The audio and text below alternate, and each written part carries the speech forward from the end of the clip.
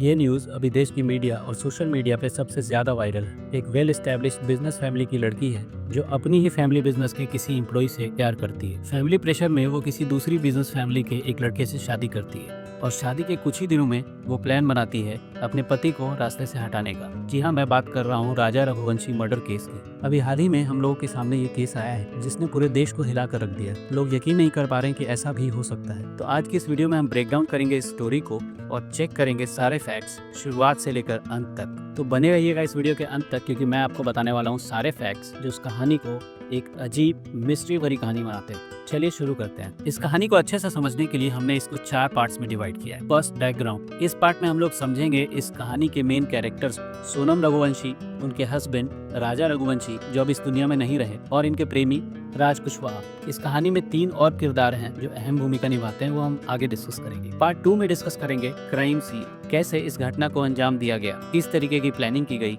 और कौन से चौंकाने वाले फैक्ट्स हैं जो सामने आए। पार्ट 3 में कवर करेंगे द इन्वेस्टिगेशन, पुलिस ने कैसे इस केस को सुलझाया जो एक मिस्ट्री थी। और चौथे पार्ट में डिस्कस करेंगे इस केस का लेटेस्ट स्टेटस और कुछ अनसुने हुए फैक्ट्स। सबसे पहले राजा रघुवंशी का बैकग्राउंड समझते हैं। राजा रघुवंशी एक एस्टैब्लिश्ड बिजनेस फैमिली से आते हैं और ये परिवार के सबसे छोटे बेटे थे। उनके 2 बड़े भाई सचिन और विपिन पहले से ही बिजनेस में इन्वॉल्व और दोनों शादीशुदा हैं। राजा ने 2007 से ही अपने परिवार की बिजनेस की जिम्मेवारी संभाल रखी थी, जिसमें वो व्हीकल्स को, स्कूल्स और कोचिंग्स को भाड़े पे दिया करते थे। इनकी नेटवर्थ लगभग 7 से 8 करोड़ रुपए मानी जा रही है और इनकी मंथली इनकम भी कुछ लाख रुपए से ऊपर ही रही होगी। इनकी लाइफस्टाइल काफी कंफर्टेबल थी, ये बात इनके हनीमून टूर के खर्चों से झलकती। कैरेक्टर 2, सोनम रघुवंशी। ये भी एक एस्टैब्लिश्ड बिजनेस फैमिली से आती है। उनका फैमिली बिजनेस प्लाईवुड और लैमिनेट से रिलेटेड है और इनका बिजनेस एमपी और गुजरात तक फैला हुआ है। ये खुद भी अपने फैमिली बिजनेस में इन्वॉल्व थी और अकाउंट्स और एचआर की जिम्मेवारी संभालती थी। उन्हें अपनी फैमिली बिजनेस से सैलरी भी मिलती थी और वो अपनी फैमिली बिजनेस के इंपॉर्टेंट डिसीजंस में भी एक्टिव थी। अब बात करते हैं तीसरे कैरेक्टर की, राज कुशवाहा। राज कुशवाहा एक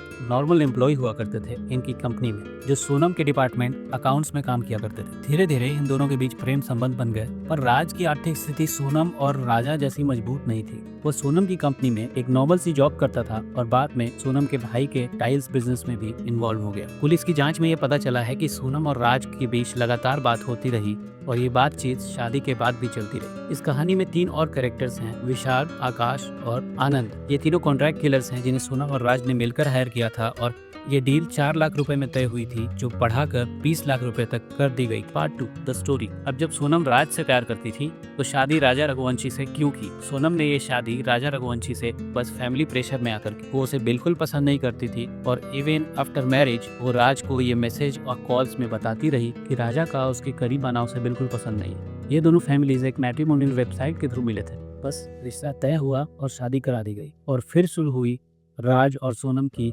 राजा से छुटकारा पाने की कहानी। इन्होंने एक हनीमून प्लान किया और साथ ही 3 कॉन्ट्रैक्ट किलर्स विशाल, आकाश और आनंद को हायर किया इंदौर से। इनको कुछ पैसे दिए और एक मोबाइल फोन दिया जिससे वो उनसे सब बात साथ सकते थे। आगे की कहानी और भी दिलचस्प है। 11 मई 2025 ये सोनम और राजा की शादी का दिन है। धूमधाम से इनकी शादी होती है और कुछ दिन ये लोग अपने घर पर ही रहते। फिर सोनम को एक आइडिया आता है और वो हनीमून पर मेघालय जाने का प्लान बनाती है। प्लान ऐसा जिसमें साथ ही साथ कॉन्ट्रैक्ट किलर्स हायर किए जा रहे थे और राजा को रास्ते से हटाने की पूरी तैयारी की जा रही थी। इस बात का पता इस फैक्ट से लगाया जा सकता है कि सोनम ने रिटर्न टिकट्स बुक नहीं कराए थे। 21 मई 2025 को ये कपल शिलोंग पहुंचता है और 22 मई को इन्होंने चेरापूंजी में होम स्टे लिया। जैसा कि मैंने पहले बताया कि 3 कॉन्ट्रैक्ट किलर्स विशाल, आकाश और आनंद ये तीनों पहले ही हायर किए जा चुके थे। सबसे पहले सोनम ने इन्हें इस काम के लिए 4 लाख रुपए ऑफर किए थे, लेकिन बाद में ये राशि बढ़ाकर 20 लाख रुपए कर दी गई। उस 40 से 50 हजार रुपए एडवांस के तौर पर दिया गया और साथ ही एक फोन देकर इन्हें मेघालय बुला लिया गया।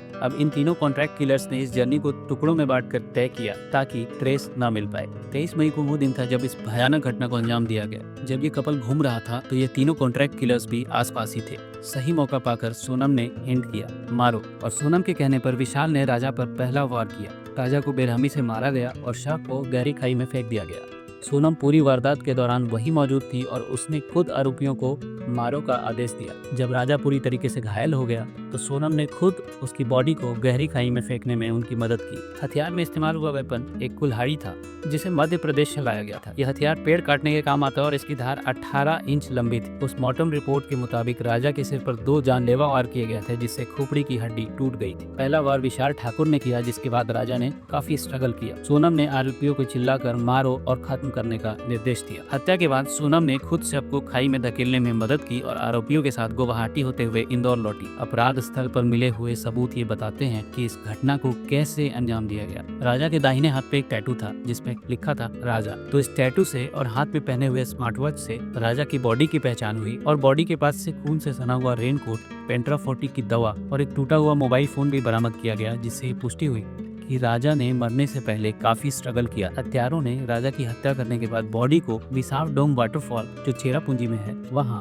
200 फीट गहरी खाई में फेंका। इस बॉडी को रिकवर करने में पुलिस, एनडीआरएफ की टीम और स्निफर डॉग्स को 6 घंटे से ज्यादा लग गए। ये किलर्स इतने शातिर थे कि ये ट्रेन बदल कर मेघालय पहुंचे थे ताकि कोई ट्रेस ना हो सके। इस हत्या को अंजाम देने के बाद सोनम रघुवंशी तीनों किलर्स के साथ वापस इंदौर आ गई। Part 3 the investigation. पुलिस ने इस केस को ऑपरेशन हनीमून नाम दिया। पुलिस ने अपने 120 कर्मचारियों और 20 ऑफिसर्स की टीम बनाई जिसमें माउंटेनियरिंग एक्सपर्ट्स, वरिष्ठ अधिकारी और फॉरेंसिक के लोग शामिल थे। पुलिस ने अपनी तहकीकात के दौरान 42 सीसीटीवी फुटेजेस को रिकवर किया जिसमें यह पता चला कि ये तीनों किलर्स उसी होटल में ठहरे थे जिसमें सोनम रुकी थी। एक फुटेज में सोनम किलर्स के साथ स्कूटर पर बैठती हुई नजर आई। जब सोनम की कॉल डिटेल्स निकाली गई तो ये पता चला कि सोनम राज के साथ लगातार कांटेक्ट में थी और सारी घटना की प्लानिंग सिचुएशन के साथ मॉडिफाई होती जा रही थी। इन तीनों कॉन्टैक्ट किलर्स में से एक किलर विशाल के घर से एक खून से सना हुआ कपड़ों का बैग मिला जिसके ब्लड सैंपल्स राजा के ब्लड सैंपल से मैच कर गए। विटनेस, एक गवाह ऐसा मिला जो एक टूरिस्ट गाइड था और उसने बताया कि राजा और सोनम के अलावा 3 लोग और थे जो एक साथ घूम रहे थे। ये इंसिडेंट घटना की जगह से 10 किलोमीटर पहले था।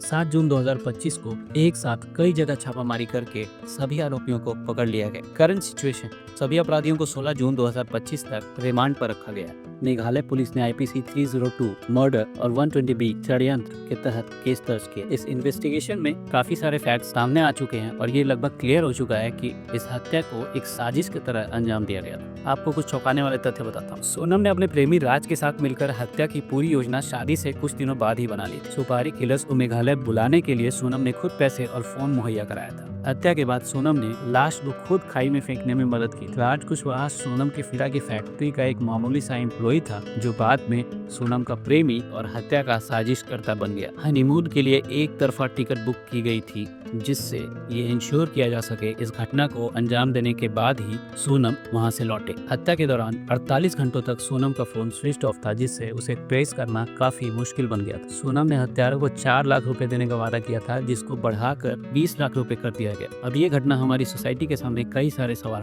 छोड़ती है। क्या सोनम की फैमिली का उस पर दबाव बनाकर उसका कहीं और शादी करवाना गलत, या फिर राज का सोनम के ऊपर ब्लाइंड फेक करना गलत? आपकी जो भी ओपिनियन हो आप कमेंट्स में जरूर बताना। उम्मीद करता हूँ काफी सारे फैक्ट्स इस केस में अब तक क्लियर हो गया। इस वीडियो को बनाने का उद्देश्य ये है कि फिर से कोई ऐसी घटना हमारी सोसाइटी में ना हो। चैनल को सब्सक्राइब करना। मिलते हैं अगली वीडियो में।